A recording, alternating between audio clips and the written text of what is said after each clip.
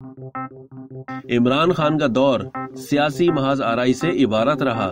वजीर आजम इमरान खान की वजारत उज़्मा के 43 महीने पर मुहीत दौर इक़्तिदार का खात्मा तकरीबन यकीनी है।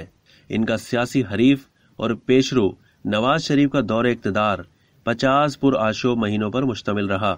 इमरान खान 18 अगस्त 2018 को आम इंतखाबात के नतीजे में वजीर आजम बने।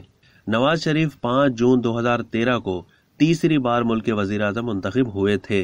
ताहम सुप्रीम कोर्ट की जानिब से अवामी ओहदे के लिए नाअहल करार दिए जाने पर उन्हें 28 जुलाई 2017 को वजारत उज़्मा से माजूल होना पड़ा। पाकिस्तान की तारीख के ये दोनों अबवाब एक दूसरे से मुख्तलिफ और मुतजाद हैं।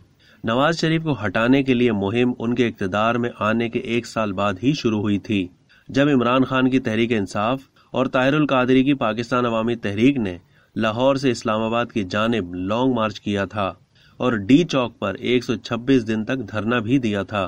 ताहम वो नवाज शरीफ को इक़्तिदार से महरूम करने में नाकाम रहे।